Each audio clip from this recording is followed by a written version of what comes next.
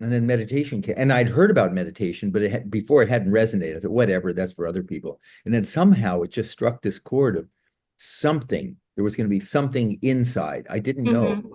And then again, because it was transcending, because it was, transcendental meditation. It wasn't watching my thoughts or guided meditation. It was slipping within, slipping down between all the noise and the chaos to that pillowy innermost self. Welcome to Journey into the Mystic, a podcast where we uncover the powerful intersections between the mystical and Eros. Eros is an essential force emerging from our desire for connection with ourselves, with others, with the world. Eros is that which connects, what we call intimate love. Each episode of Journey into the Mystic delves into themes of liberation, healing, and connection, guiding those seeking deeper self-understanding and richer relationships. We explore practices and philosophies that unlock new dimensions of being, diving deep into mystical states and their significance for personal growth and well-being. Mystical states are defined and marked by profound changes in perception, thought, and emotion, offer experiences of unity, timelessness, and deep insight. Whether induced by meditation, prayer, psychedelics, orgasmic meditation, or spontaneous occurrences, these states evoke feelings of transcendence and profound connection. They are often described as ineffable. Join us as we explore the path to mystical states through in-depth discussion, expert interviews, and personal stories, offering insight, inspiration, and challenges at every turn. I am your host, Rachel Pelletier, an 18-year erotic practitioner and explorer of the mystical states. I am also a licensed advanced drug and alcohol counselor and a certified clinical trauma professional. My guest today is back for round 2, the wonderful Bob Roth. We are talking today on eudaimonia, loosely translated to human flourishing. Bob Roth is one of the most experienced and sought-after meditation teachers in America. Over the past 40 years, Bob has taught transcendental meditation to many thousands of people and authored an authoritative book on the subject, fittingly entitled Transcendental Meditation, which has been translated into 20 languages. Bob currently serves as the executive director of the David Lynch Foundation, a 501c3 charity, which has brought meditation to over 500,000 inner city youth and underserved schools in 35 countries, to veterans and their families who suffer post-traumatic stress, and to women and children who are survivors of domestic violence. Bob also directs the Center for Leadership Performance, another nonprofit, which brings meditation to Fortune 100 companies, government organizations, and nonprofit charities. Bob is the host of the Sirius XM radio show Success Without Stress and has spoken about meditation to industry leaders at gatherings such as Google Zeitgeist, Aspen Ideas Festival, Wisdom 2.0, Summit, and Prevention R3 Summit. Bob is the host of Sirius XM radio show Success Without Stress and has spoken about meditation to industry leaders at such gatherings as Google Zeitgeist, Aspen Ideas Festival, Wisdom 2.0, Summit, and Prevention R3 Summit. I'm so excited to welcome my guest, Bob Roth. We spoke last time. It was absolutely fantastic. I had such a great time. I wanted to do it again. I did too. Okay, good. I'm glad. And so one thing that came up in our conversation last time, which I got really excited about, was eudaimonia, which loosely translates as human flourishing. But for those people out there that will be listening to the podcast that may not necessarily know what it means, I'm just going to define it quickly. So eudaimonia is a Greek word combining goodwill, you meaning good or will, and daimon meaning spirit. And it's described as the state of human flourishing that arises when we act in accord with our nature and live in what's called our function loose, which is essentially like the lust of living in our function. Like when you see a dog jumping, or you see cat chasing string, or you see an artist painting, basically when we're on the spot of our soul. So when living a life of eudaimonia, we are in a virtuous cycle where we receive more power. And in receiving more power, we can connect more deeply to our purpose, contribution, creativity, etc. And I did not know that at the foundation of Maharishi's work was eudaimonia, which got me very excited, because at the foundation of our work with orgasmic meditation is the notion of eudaimonia. So I thought it'd be so fun to have a further discussion about it. And I'd love to hear your thoughts on it. And I know you want to hear my thoughts on it. We're turning the tables. I'm gonna get to interview you as well. So the interesting thing, okay, so there's the term eudaimonia, which is more than just well-being. It's a flourishing. It is sort of like it's like meditation in action, that the happiness within action, the flow. And they use that term enlightenment or cosmic consciousness. But your term, you know the term dharma. Dharma, which is, so were you describing dharma when you're in your flow, when you're doing what you're supposed to be doing, the painter who's painting, the cat, it's you're following your innermost nature. So talk a little bit about that as we turn the tables. Wow, this is such a great question. So I think of it in two ways. One is, James Hillman has this great description with eudaimonia in this notion of soul making, which is, each of us has our own unique blueprint. And my blueprint is different than your blueprint, but each of us has a blueprint laid inside of us. And when eudaimonia is activated, I have a very clear sense of we'll call them marching orders in terms of, my good friend, Reverend Joanne says, a calling on your life. That's how I think of it. It's the activation of that moves me toward a natural state of contribution, which means that every resource I have, all of my gifts, I want to use toward bodhicitta. I want to use toward being of benefit. So the creation that I'm doing is both creating to create, but it's creating to be of benefit. No, there's a beautiful term when a person is enlightened. I studied with Maharishi for 40 years. Yeah. And someone asked him, well, if a person is enlightened and they're fulfilled within themselves, why would they act? And he said, to fulfill the needs of the environment. It's funny. We would actually say to rise to the need of the time. Same thing. But it's not like it's a random. It's like the person has a fullness inside, and then when there's a need, it's like pumping water. The water's there, but then you pump the water, and then it comes. Or the teacher doesn't say anything until the student asks. Yeah. And the more genuine the question, then the deeper the answer. Yes. So but I think, and the term dharma is the same in Japanese. It's ikigai. Again, that finding and it's finding that purpose.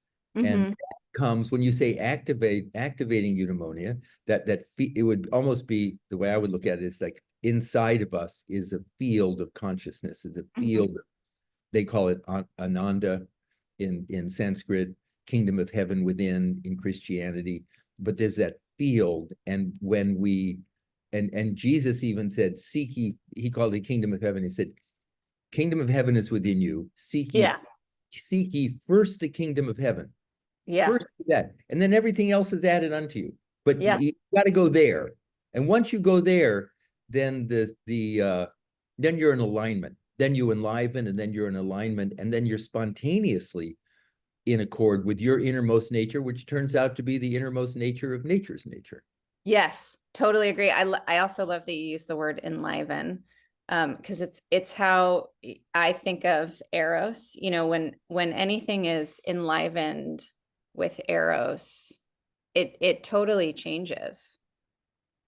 And in the absence of Eros, you see something very different. Like with the absence of Eros, I can be nihilistic.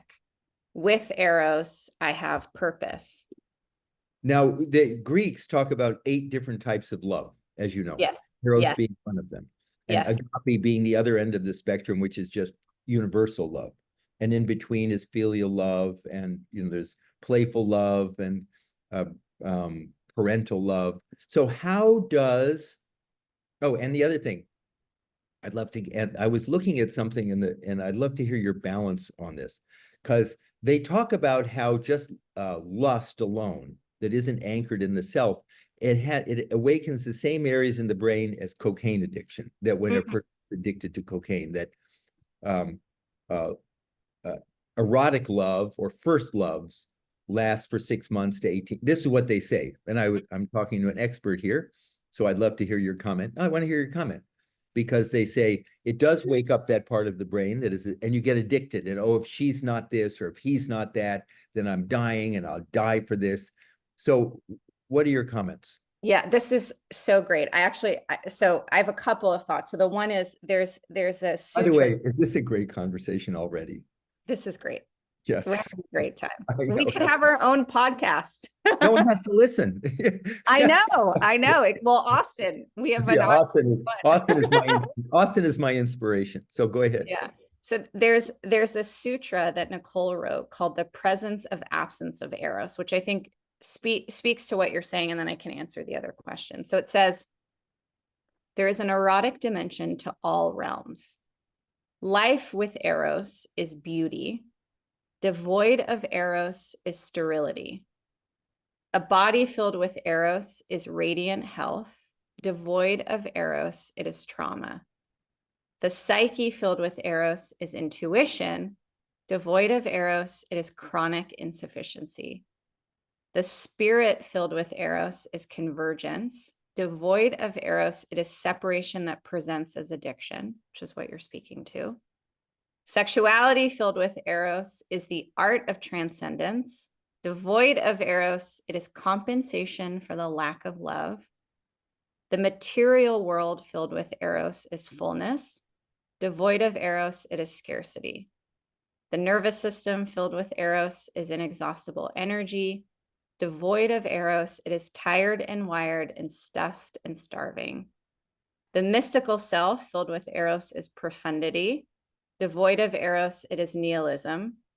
And desire filled with Eros is our guide. Devoid of Eros, it is insentient restriction and control. And so for me, I think of Eros, I think the most simple way I could define it is it's that which connects.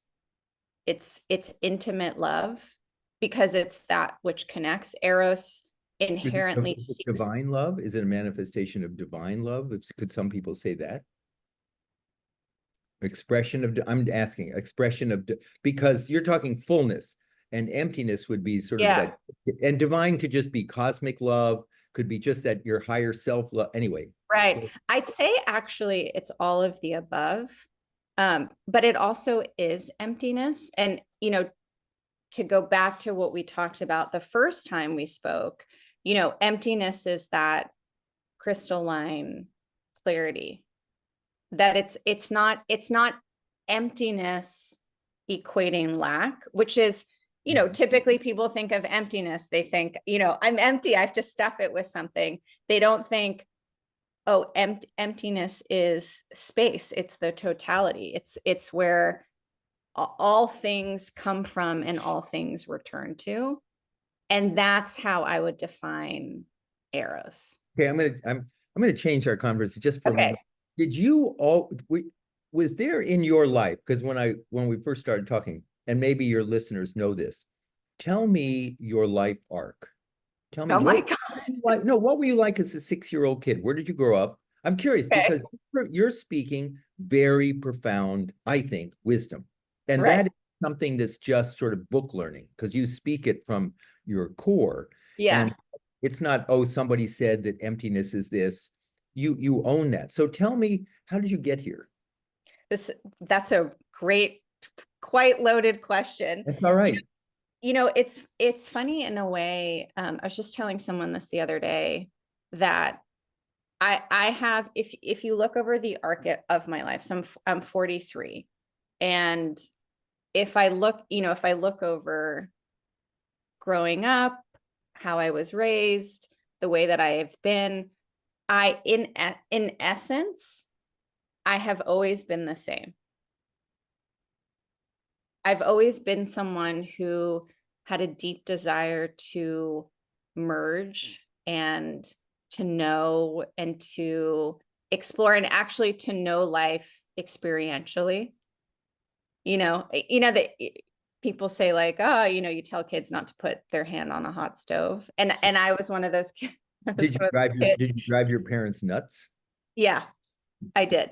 Where'd you grow And up? First of all, whoa, where'd you grow up? I grew up in Dallas, Texas. But just to kind of give you a context. So my dad was born in Poland, but raised in Israel.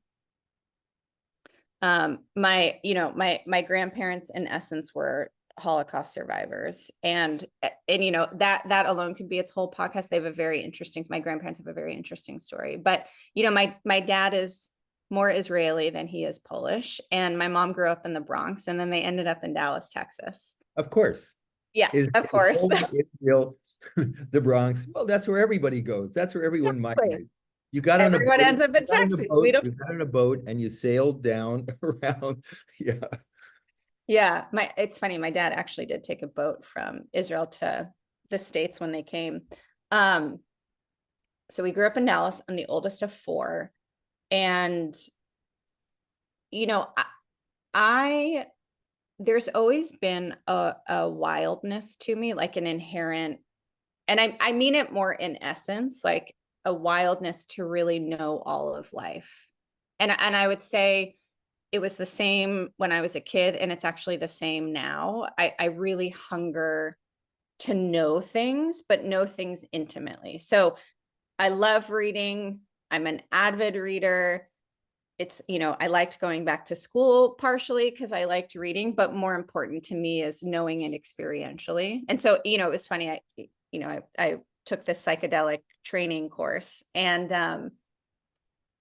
part of it was motivated with my long time, very deep experience with psychedelics. And so, I heard it best described by someone who said, a eudaimonic life is when you come to the end of your life, you say that was a life having been worth lived.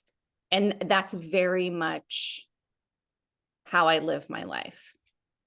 I don't want to have regrets at the end of the day. I don't want to look back and say, oh, I wish I had done that, or I wish I had said that, or I wish I had expressed that. I'm very much wanting to. Do you know the poet Mary Oliver? I do. Yes. At the end of one of her poems, she said, and what are you going to do with your one wild and precious life? She said, you Yes. want to look back and what should I have done? Yes. I should have. She said, what are you going to do with your one wild and precious life? That's her words remind me of what you're talking about. Yeah, that's totally how I feel. And I think ultimately that is what eudaimonia is. It's this life that's about discovery of who I am. It's also the opposite of striving. So I'm not forcing anything, but I'm being moved, and I'm being moved by an impulse, what we can call it desire, but a desire to express, and a desire to be known, and a desire to be of benefit. I also, it's interesting. There's this word, autotelic, which essentially is like a state worth pursuing for itself alone. And I'm very much an autotelic woman. And so I do things because of the joy that comes from doing it. So I'm older than you, and I'm at a stage of my life. They say, you know, in the Vedic, they say that their Vedic tradition, they say there's 4 ages, 4 stages of life. One is the student or brahmachari life where you're learning. You probably heard this. You're absorbing knowledge, you're Yeah. absorbing information. And then the next they call householder, which is what you're using whatever knowledge, and then you either have a partner, you have a family, but you're sort of building up your life. You're building a career. It's like the wave starting to rise up. The third stage is a teacher, where you've sort of done what you've learned, you've done, and now there's a new young generation coming along. And now, how can I take my wisdom and share it with the next generation so they can benefit and grow larger than me? And then the final stage is out of here. No, I mean, not out of here, but like, I've done it. Now, Right. inside, I feel comfortable in my own skin. I don't have that thing of I need to learn, I need to build a family, a career, I need to give back. I like, okay, I can sit quietly, like there's that great poem that someone wrote about a hippopotamus. I can't forget his name, but it's a mindfulness type poem where you're just sort of observing, and it's Yeah. not passive. You're filled with eudaimonia, but that spur to action. It's just like the wave. It's just, and it's a wonderful feeling. There's a Sanskrit word, nivartatvam, which means to retire. And you're wide awake, very happy, very fulfilled, and you're enjoying watching everybody else go out of their minds. Because you did it yourself. Right. But Right. it's not a giving up, it's not a passive, it's not like go, you know, fiercely into the night where you're fighting whatever's happening. It's just like, okay. And you can have that at any age. You can look at a person who's 15, a girl who's 15, and you sort of look her and you think, okay, that's fine. Good for you. Good on you. Right. Right. You know what I mean? I'm Yeah. sorry for interrupting. I just No, wanted. no, this is great. Yeah, this is great. Yeah, so I grew up in Texas. What were you like in school, though? Were you an athlete? Did you did you run for office? Were you drama in the No, shy? Were you shy? Were you no, shy? I was a drug addict. Were you a wiped out drug addict? What do you mean by wiped out? I mean, were you like, did you have a lot of energy among your drug addiction, or were you like? Yes, I did. Well, so I started out, so I was a dancer. I started dancing when I was young, 2 or 3. And then I stopped dancing around 15. Because I found drugs, and it was really like a whole world open. I view addiction as a spiritual path, which is interesting because I have, both my degrees, both my bachelor degree and my master's degree are in addiction. I'm also in addiction counseling. I've worked in the field of addiction. I spent so from 2018 until 2021 or 2022, I worked in the field of addiction.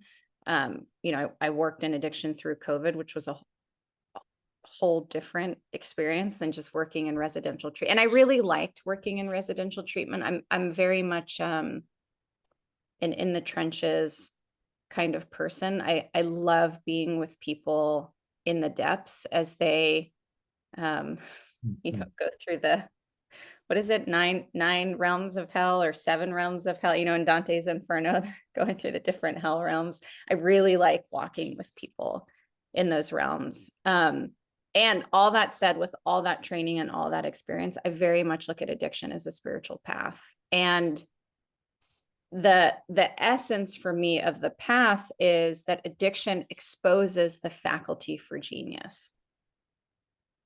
So, how I look at it is, if you see, explain that more. Yeah, explain that. Yeah. So if you see smoke, you can assume there's fire.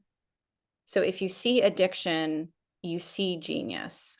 And is that the same as bipolar, though? Because you see addiction with, I mean, you see genius in bipolar. Yes. Yes. I mean, I would agree. I mean, look at all these artists who were bipolar. Yeah. Yes. I mean, and addicts, Yeah, yeah, yeah. And I think, addicts, and addicts. and addicts. And I think it's because it, so with addiction specifically, it's almost like an anesthesia for the rational part of the mind. You know, the mind that's always seeking for, not that there's anything wrong with it. I love having a rational mind. It's what allows me to move through the world skillfully. And there's a place where the rational mind usurps its natural role, which is in support of the non-rational. You know, there's this great quote by Albert Einstein. It's the intuitive mind is the sacred gift and the rational mind is the faithful servant. And we've created a society that honors the servant and has forgotten the gift. And so I would use intuitive mind and the non-rational, right? I would use it I interchangeably. like the word intuitive mind better than non-rational. Okay. Because I think it's a bigger, deeper, it requires a deeper understanding. Non-rational can be a deviation, whereas the intuitive mind, to me, implies something vertical, something. Anyway, go ahead. Yeah. I mean, yes. Yeah. I would say yes, and that yes. And so the thing with addiction is it sets it back into its natural arrangement, which is the intuitive mind, the non-rational mind leading and exploring, and the rational mind takes a break. And then there's a transition that happens from, because you know, if you think of addiction as a path, one part of the path is using, and by the way, it doesn't necessarily need to be substances, right? No, I understand. Oh, I understand. So using is one part of the path, but sobriety is the other. And you know, if I'm actually listening, there's always a transition point where I come from deep in the depths of the ocean onto dry land. And then recovery ultimately is the process of discovery, where the deepest gold that I have gotten from using, I then spend the rest of my life integrating and using to be of benefit. And then, you know, just to speak to the point about bipolar, there's this quote by Joan Halifax that I love. She says, the shamans say that being a medicine man begins by falling into the power of the demons. The one who pulls out of the dark place becomes the medicine man, and the one who stays in it is the sick person. You can take every psychological illness as an initiation. Even the worst things you fall into are an effort of initiation, for you are in something which belongs to you. And that's also very much how I look at it. And that was my experience before I learned to meditate. Mm-hmm. You know, dark. Yeah. And it was because, I mean, I grew up in the Bay Area, and I was this, you know, normal kid and sports. And then 67, 68, things started changing, and I got really interested in politics. I don't know if I talked about this before. Yes, you did. Yeah. And then I saw, you know, Bobby Kennedy was killed, senior. Yes. And then I went to Berkeley, and there was no place to stand. I didn't have myself to stand. I was just this, you know, dumb 17-year-old kid. And I couldn't stand on any of the institutions, religion, anything. And so it was, and then meditation came. And I'd heard about meditation, but before it hadn't resonated. I thought, whatever, that's for other people. And then somehow it just struck this chord of something. There was going to be something inside. I didn't know. And then again, because it was transcending, because it, you know, transcendental meditation, it wasn't watching my thoughts or guided meditation. It was slipping within, you know, slipping down between all the noise and the chaos to that pillowy innermost self. Yeah. And I remember just, you know, like, oh, I never had that experience. I never had that experience with taking any hallucinogens. I never had that experience. And so I was a dark time before that because nothing. Yeah, so I'm agreeing with you. Yeah. Yeah, I Yeah, think exactly. I went down into a dark place and then came out Yeah. to be a teacher. Yeah. Yeah. And it's interesting because, if you look at African traditions, did you ever know or hear of Malidoma Some? He was a brilliant human being. He died a few years ago, and an African elder who a lot of his teaching was around ritual and rites of passage at various stages in your life. But he wrote this article a few years ago, or several years ago actually, called What a Shaman Sees in a Mental Institution. And he's from this remote village in Africa, and he would come to the States and go into these psych wards and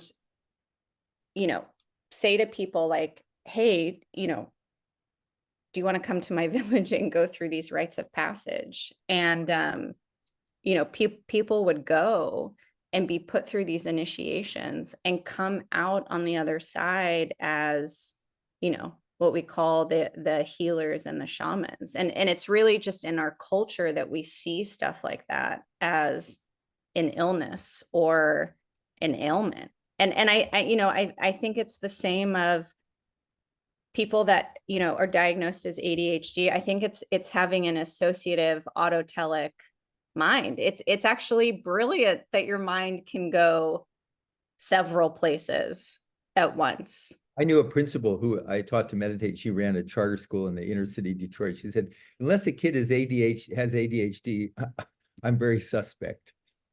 I'm very suspect of that, Yeah.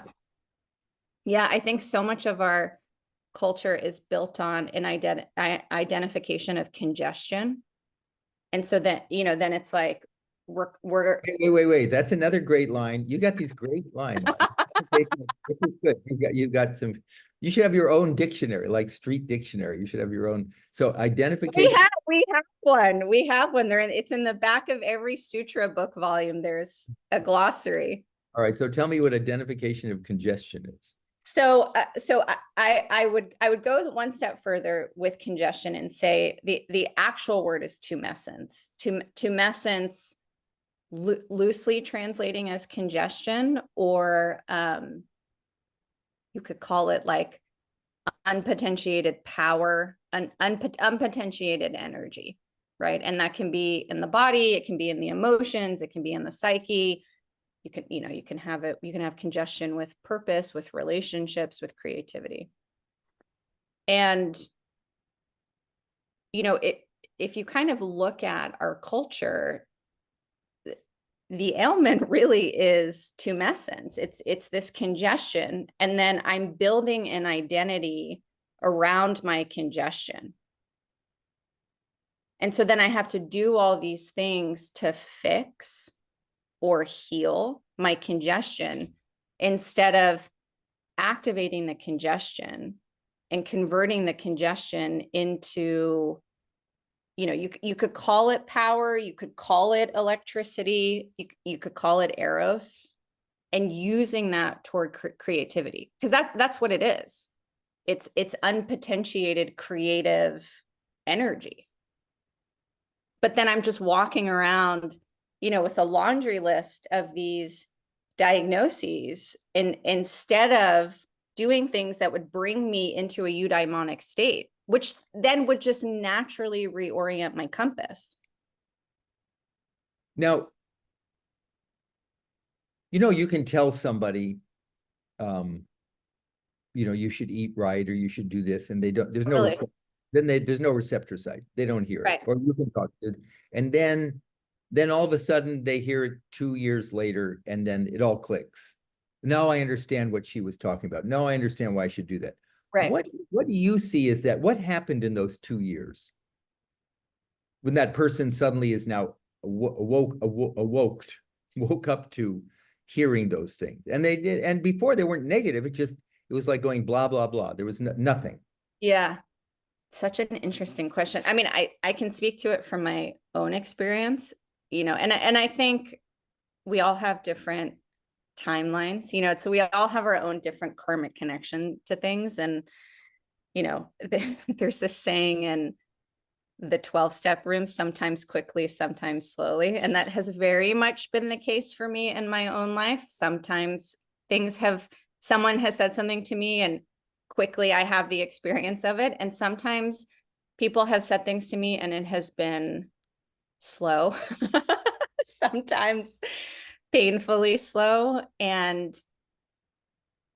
I know for me, I don't know that I can necessarily speak to anyone else's experience, but I know for me, I think it depends on where I'm located and situated in my own life. And a lot of how I see it is, do I have access to power? Meaning, like, am I in a eudaimonic state? And one thing I think to clarify with eudaimonia is there's this idea that it's based on what happens extrinsically, meaning I have a job, I have a place to live, I have the relationship I want, I'm making the amount of money, but it's not. Eudaimonia is actually measured by an intrinsic sense of joy and connection. And, because I just think specifically for me, the last 6 years have been, probably some of the most difficult years of my life. And I've been able to go through it with an underlying sense of joy, even in the most difficult, like horrendous parts of it. There was an access to a sense of joy that I didn't want to lose. But I think it's because I spent years prior not having that, and suffering a lot around shame, shame of wanting to be different, or wishing, wishing I was different. I'm someone, I don't know if you can tell, I have a lot of intensity. And I'm telling you, I've been this way since I was I love it. It's fantastic. I just think you came from the womb just blazing trails. I did. I really did. If you look at my report cards, like through my life, the consistent thing that people said was, Rachel can't sit still. Rachel likes to daydream. Rachel can't stop talking. No, all right, pause. In every single report card, it was Bobby is an excellent student, and then in caps, if he would just stop talking. Exactly. Have to write after class every day, 25 times. I will not talk after class. I will not talk in class. I will not talk in class. So my parents knew I loved my bicycle. So they said, get another check and self-control on your report card. We're going to take away your bicycle. The love of my life.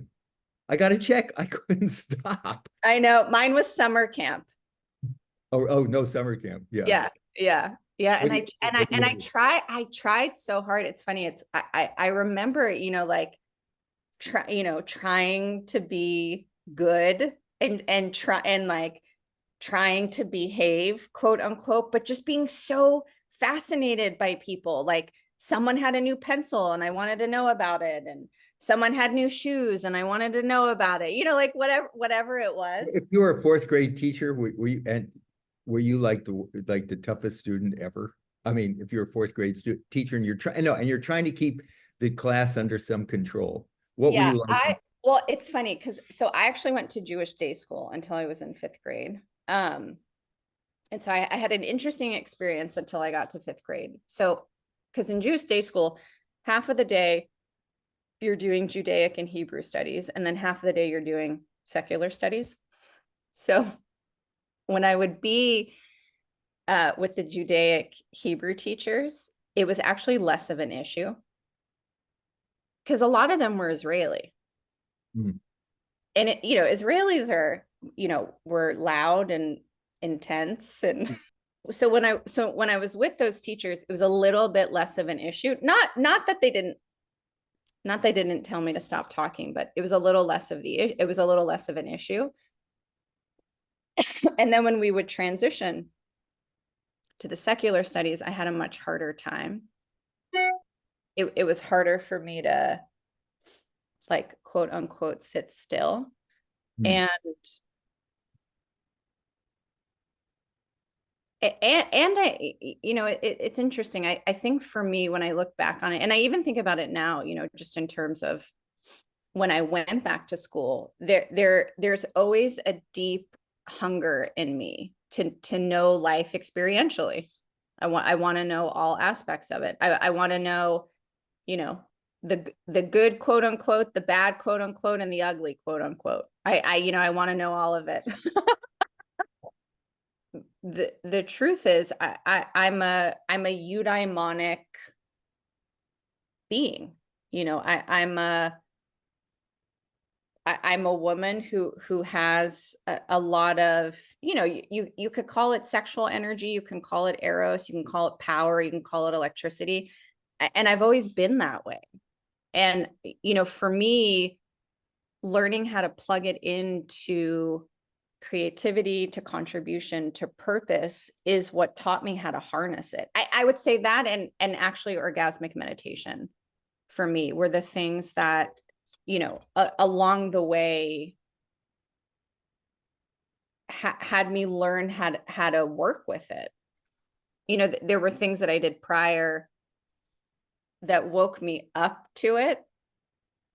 And then there were things that over the years have helped me, harness it and, calibrate. It's why I love meditation. Someone like me does well with meditation, with stuff like that. Yeah, so that's what I would say. I don't know if that answered your question. You did, you did. No, you did. Yeah, I thought so much, but it was nice to yeah, yeah. hear you put it into words. So where do you want, like, okay, you're 43. What's tomorrow? Can you think of that, or is it just every I moment? can, 5 yes. years No, from now, what for your life work? Two things: your life work and where you are inside. that's a great question. So I would say, so my life's work is the liberation of the sex impulse of Eros. Um, in a way, you hear yoga and meditation, you'll hear orgasmic meditation all in the same sentence. People won't drop their voice and whisper. Um, Are you getting that? Are you moving in that direction? Are you seeing progress? I think so. Yeah. I mean, for me, the fact that The we've had, West is so huh? anal. The West is so anal. I know. I would say, if I'm just totally honest, and I know this is something Nicole has talked about a lot, just like there was a war on drugs, and the war on drugs, specifically targeted African American men, Black men.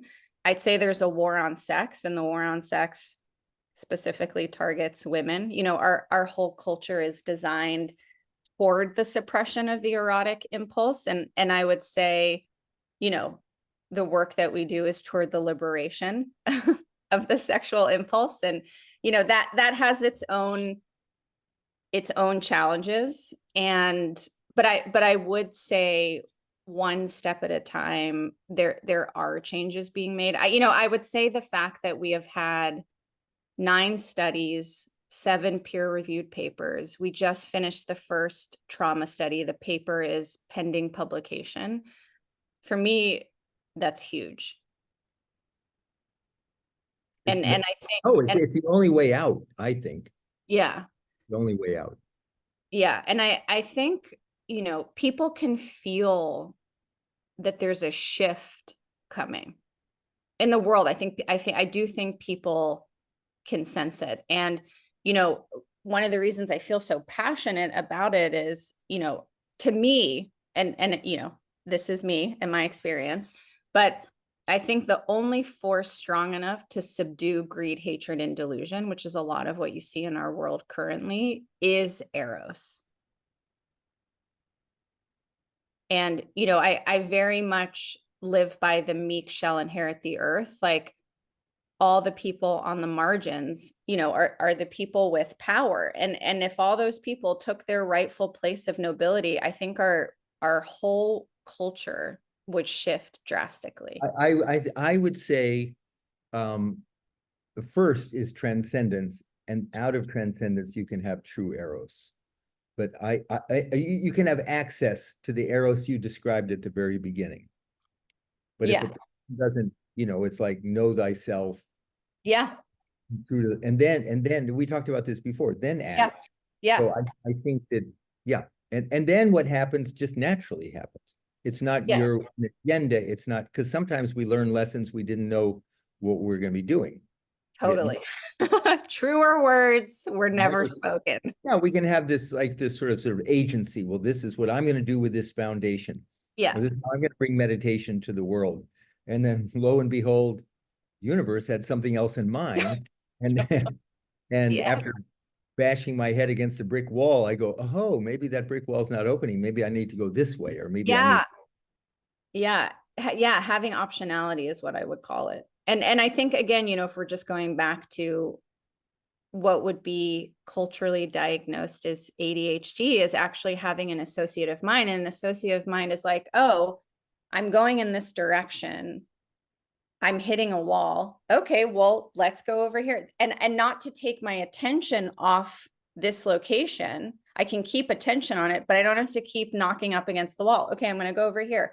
Okay, I'm meeting challenges over here. So now I'm going to keep my attention in both these places, but I'm going to go back here. And I think that alone would shift things. People having the ability to have optionality and to gamify or to play in that way. There's a lot of research around the healing that can happen in play. And I think that's a really crucial and important element that would do well to titrate back into the culture. If we just like gamified everything, I think our relationship to obstacles or challenges would be totally different. And again, this is all back to, living in a eudaimonic state. The activation of eudaimonia in a human being has it be that those elements are present. Do you know the term lateral thinking? I do not. Lateral thinking is an interesting thing because lateral thinking said there's linear thinking and there's lateral thinking. So the linear thinker says, I have to build a better typewriter. Lateral thinker says, what's better than a typewriter? Yeah. Oh, now we have a computer. Yes. So what's a faster stagecoach?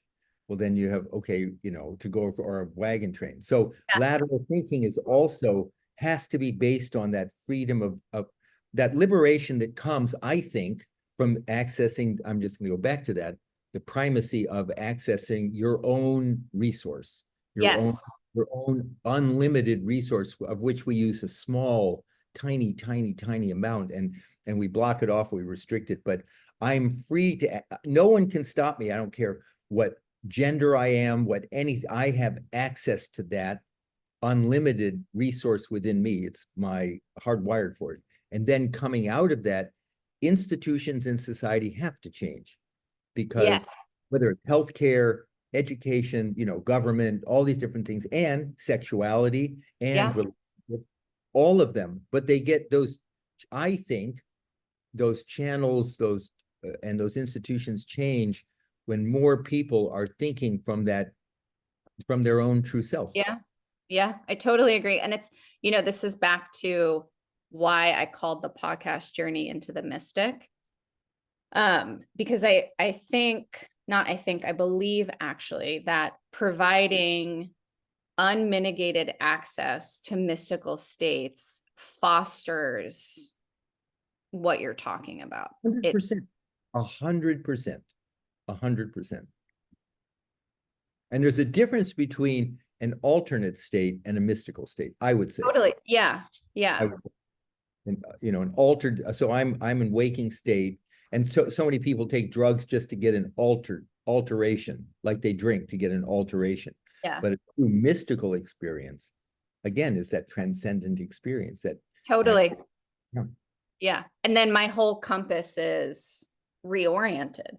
And the thing that it's reoriented to is, bodhicitta, to be of benefit.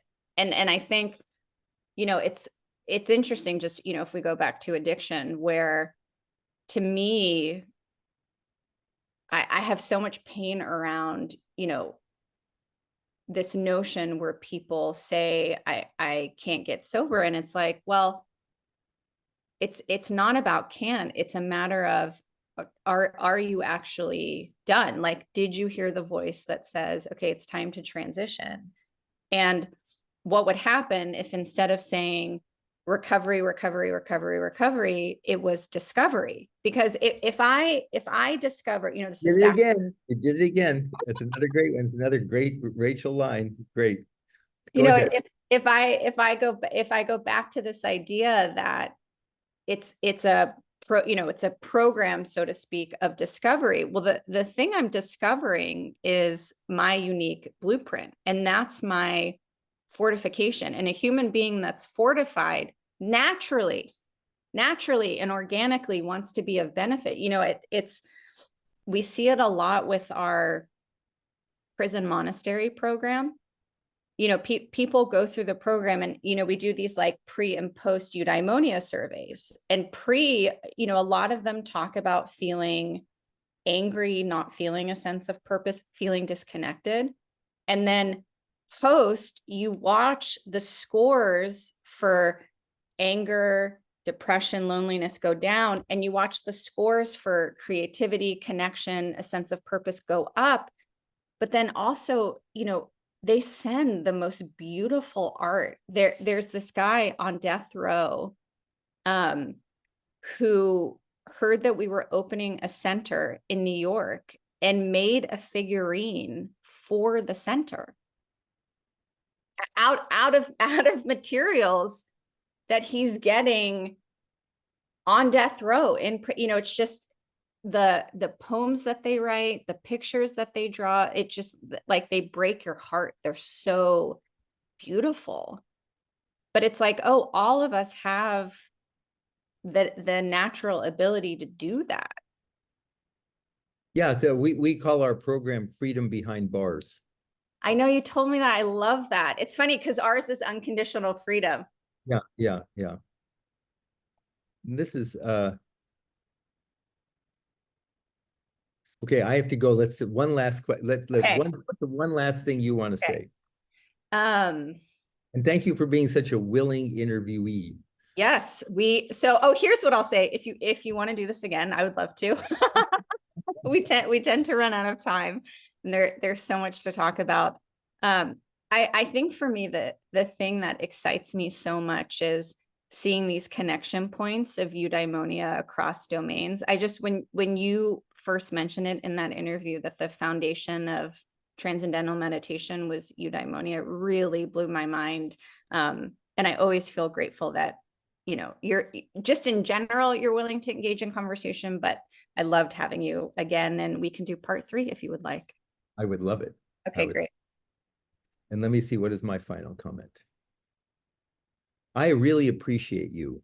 I really appreciate the integrity with which you lived your life. You have not taken an easy road at any step of the way, and you're true to yourself. And when you haven't been true to yourself, you feel the pain of not being true to yourself, and you course correct right away, because that pain of not being true to the self is suffocating, it's frightening, it's dark. And when you're aligned with your true self, even if it's tough, then you're filled with light inside, even though, so I appreciate that in what you're doing. And I, Thank you. independent of the work, Yeah. independent of the work, which is great, but independent of the work, I really appreciate you and who you are and how you live your life.